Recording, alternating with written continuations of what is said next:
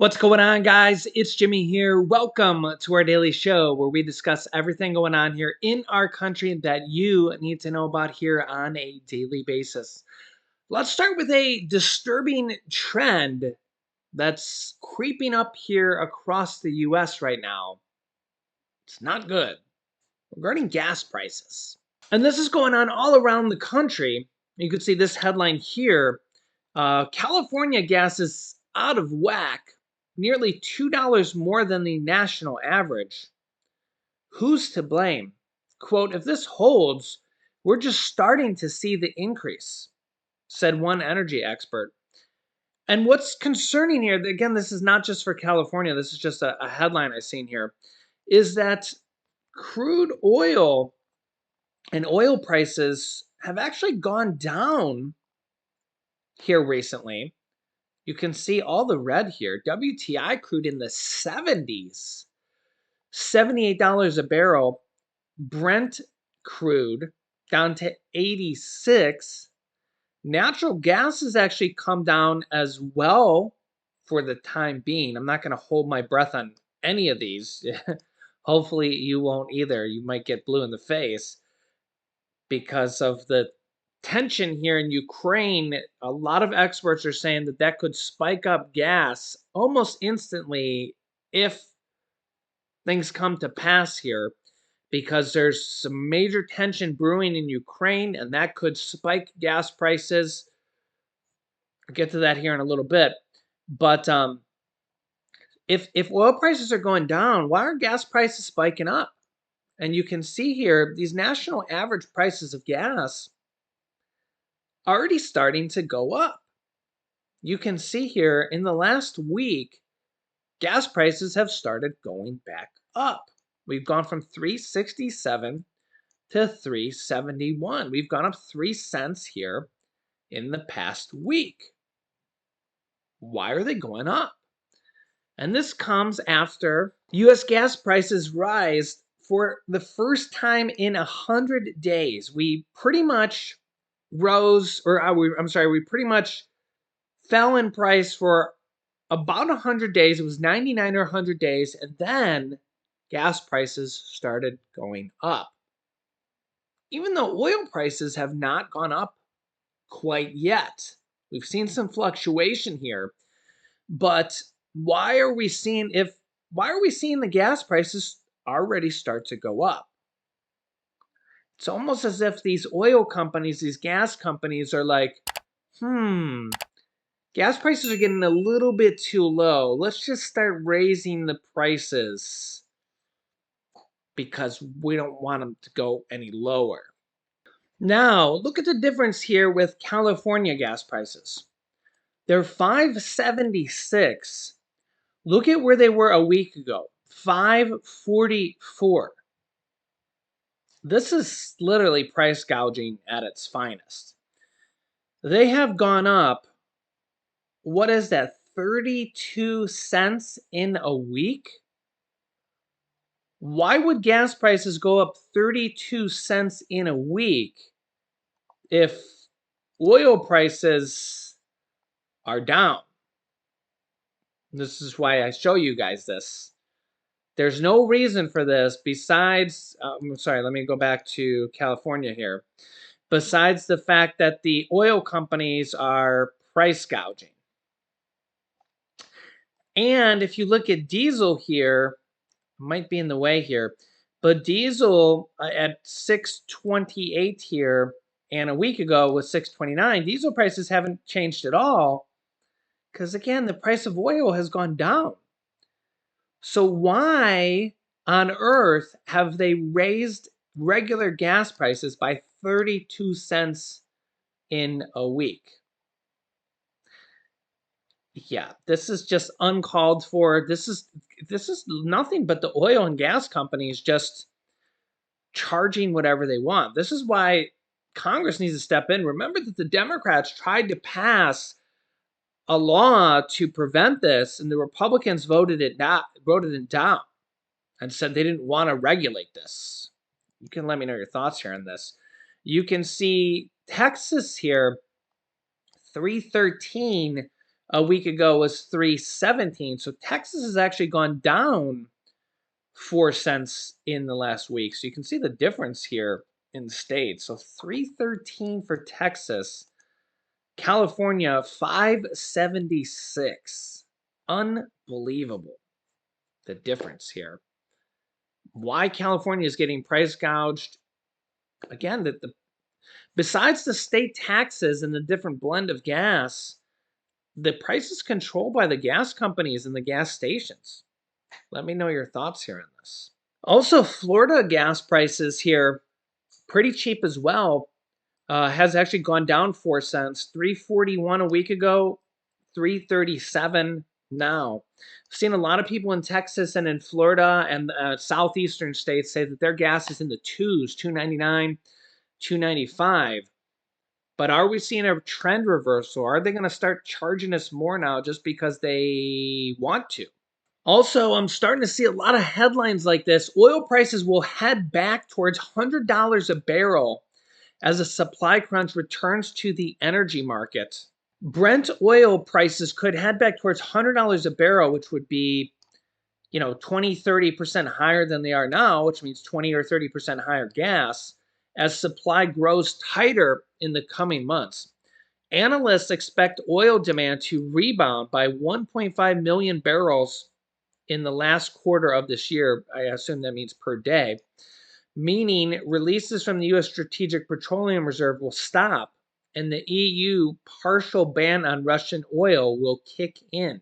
In a note published this week, analysts backed their forecast for the international oil benchmark to hit $101 a barrel in the fourth quarter.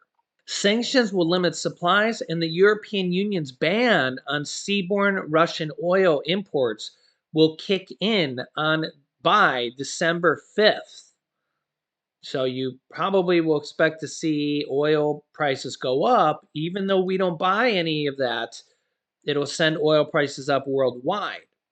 The partial embargo could leave Russia with an extra 4.1 million barrels a day to hand off to other customers, but most countries don't want to buy Russian oil, so that creates a 4 million barrel a day shortage in the market, and where's the 4 million barrels a day going to come from? This is going to create a supply demand, a supply shortage, and it's going to send prices up. Yeah, so let me know your thoughts here in this. And really, there's a lot of things that could really affect us here going forward. Take a listen to the new UK Prime Minister. Take a listen. So Putin is calling for 300,000 more reservists to come into Ukraine to join the fight. He insists he's not bluffing when he talks about potentially using nuclear weapons. Some people think he's effectively preparing and threatening war with NATO. Have you and President Biden discussed how the West would and should respond if Putin escalates matters even more? Well, first of all, the reason Putin is doing this is because he isn't winning. He made a strategic mistake invading Ukraine. And I think he has been outsmarted by the Ukrainians. We've seen the Ukrainians continue to push back against the Russian offensive. And I think he didn't anticipate the strength of reaction from the free world. And we should not be listening to his saber rattling and his bogus threats. Instead, what we need to do is continue to put sanctions on Russia and continue to support the Ukrainians, because if Putin is allowed to succeed, this wouldn't just send a terrible message in Europe and, of course, huge threats to the Ukrainian population themselves, but it also would send a message to other authoritarian regimes around the world that it's somehow acceptable like China to invade, well, for example, but it's somehow acceptable to invade a sovereign nation. So this is why it's so important that we continue to be resolute. We don't listen to the saber rattling that we're hearing from Putin, and we continue to back the Ukrainians to the hilt. And that's what I'm determined the United Kingdom will do. I know President Biden is absolutely committed from the US point of view. We've worked closely with our American allies, with the G7, and we will continue to do so until Ukraine prevails. Meanwhile, you can see here, occupied Ukrainians refuse to vote in sham annexation referendums despite Kremlin coercion. This is kind of what I told you would probably happen. Here's the details on this. Take a look. Moscow-backed Russian forces have only been able to coerce 1 in 5 residents of occupied Melitopol to vote in a sham annexation referendum, despite the threat of violence its exiled mayor has said. Of course, any votes is still enough for them to count as this real. I mean, there could be 10 votes and they're going to say, okay, the votes are in. So they're still going to say that this is a real vote. Okay.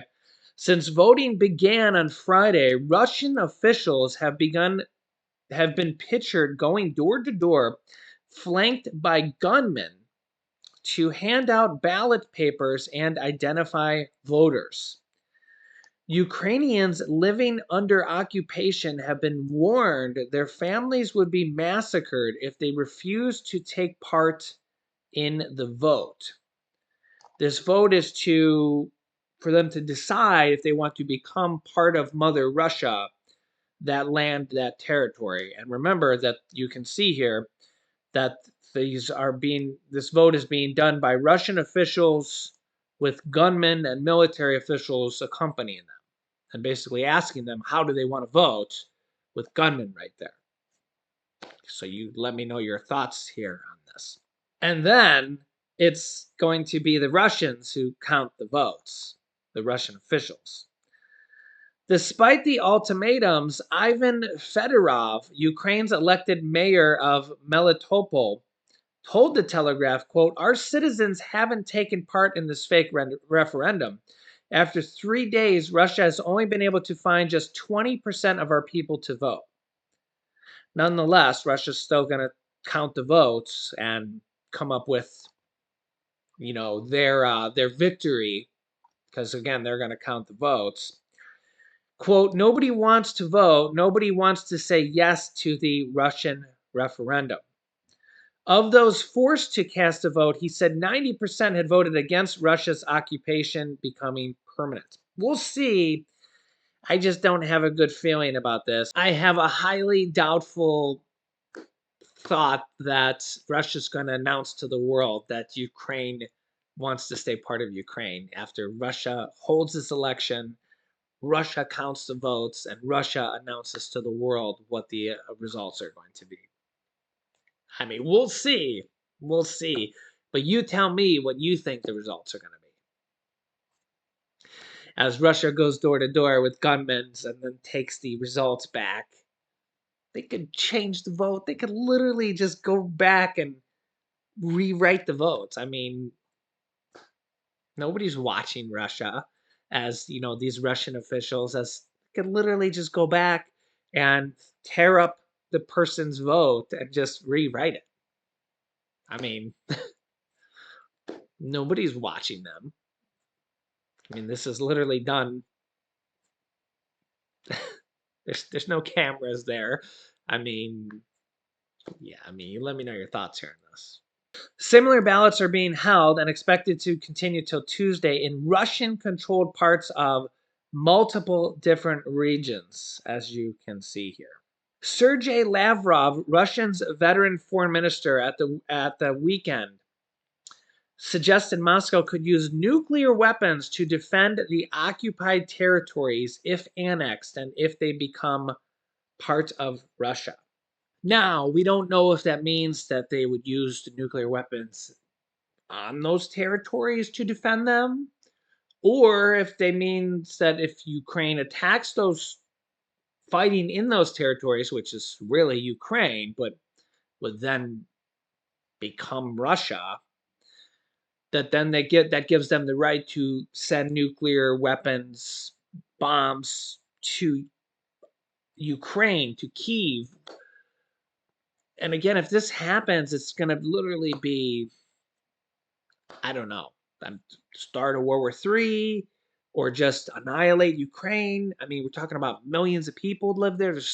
I mean, there was 45 million people there. That's at the beginning of the war. I don't know, maybe there's like 40 million now after millions of people have fled. But so let me know your thoughts here. What do you think is going to happen? Try to think about this in your mind. Fast forward a week here. What do you think is going to happen? You think Russia's going to announce that they now control this territory and not a single shot can be fired, or else it's an attack against Mother Russia in this territory? And if that happens, then that gives them any right to defend it, and now they can use nuclear weapons. And if that's the case, are they going to do it? And if so, what's going to happen? This is some scary stuff here. So, Russia's kind of setting themselves up for giving themselves the right to do this. This is the problem here, is that they're allowing themselves in the world stage to say, well, they attacked us, they attacked Russia, so we had to do it. This is the problem. And you can see this, all these headlines here. New nuclear threats raise risks from a cornered Putin. I've seen a lot of comments, people saying, when you corner a rat or when you corner a dog, what do? And it's not that the US has really cornered them. It's just that Ukraine's taken back 6,000 square miles, and Putin's really losing the war at this point. So he's really becoming desperate. You can see here, ex-NATO commander, Putin is becoming quite desperate because he's losing the war to Ukraine. Remember that the US isn't there fighting. The UK's not there fighting. Poland's not there fighting. Australia's not there fighting. It's really just UK men versus Russia men. And remember, Russia's supposed to have like this massive, massive army that's way better than Ukraine. And all these other countries are supporting Ukraine because they're being invaded. But Putin is becoming quite desperate. A lot of these commanders are saying. And then there's this headline here: Biden advisor, U.S. will respond if Russia uses nuclear weapons. This is from the White House. This is what they said. White House National Security Advisor Jake Sullivan on Sunday said the U.S. will, quote, respond decisively if Russian President Vladimir Putin moves to use nuclear weapons. So the White House is literally responding to this publicly. This is how serious this is getting. This is not fear-mongering, because this is the White House is publicly commenting on this, okay? Quote, we have communicated directly, privately, and at very high levels to the Kremlin that any use of nuclear weapons will be met with catastrophic consequences for Russia, that the United States and our allies will respond decisively. And we have been very clear and specific about what that will entail. They said on CBS Face the Nation, quote, we have, in public, been equally clear as a matter of principle that the United States will respond decisively if Russia uses nuclear weapons, and that we will continue to support Ukraine in its efforts to defend its country and defend its democracy. Sullivan's comments came after Putin last week hinted at being willing to use nuclear weapons in Ukraine. Now, the White House didn't tell us what that means. You guys can let me know what you think that means. But if it means an exchange of nuclear weapons, it's not a good thing for anybody. This is terrible.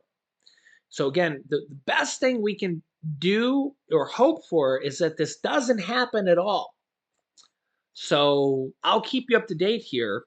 And again, this is stuff that is actually happening. So this is why I like to show you guys sources. I showed you the interview from the UK Prime Minister. This is the quote from the White House directly. So I'm showing you sources. I'm showing you interviews, so you can hear and see this directly. This is real stuff. So again, not hearsay, not just me telling you whatever I want to hear. I'm showing you. You can see this directly on my screen, and I'll keep you up to date here as we go forward. And this is really just one thing. I'm keeping up to date here on everything going on here in our country on a daily basis. So let me know your thoughts here in the comments. Make sure to subscribe down below. And again, hopefully this doesn't come to pass. I mean, the war's been going on here for 6 months. Hopefully we skirt by it. I mean, a lot of things like this have happened in the past. Hopefully we skirt by it and the war somehow comes to an end in Ukraine and we can just keep going on living. Hopefully that's what happens. So hopefully that's what happens. And to end on a bright note, here's our little baby werewolf look-alike, baby Snowy. What do you think? Yeah, you're purring, huh? What do you think, buddy? Yeah. Do you want to say anything to the crowd here? Yeah, the crowd of just me and you and a camera? Yeah. What have you been doing all day? Eating and sleeping and running around? Yeah. I love how his mouth is black and he's all white. It's like a little polar bear. What do you think? So let me know your thoughts here in the comments. I'll keep you up to date with everything going on here in our country on a daily basis. And so will baby Snowy. So make sure to subscribe down below. It's completely free to do so you don't miss out on new videos. Remember, new videos come out here on our YouTube channel every day at 10 a.m., 3 p.m., and 8 p.m. Eastern Standard Time. You can click here to watch my newest video on checks that are going out to millions of Americans. And here's my newest video on $2,400 Social Security raises. So click on one of those videos next. Thanks for watching, guys, and we will see you in the next video.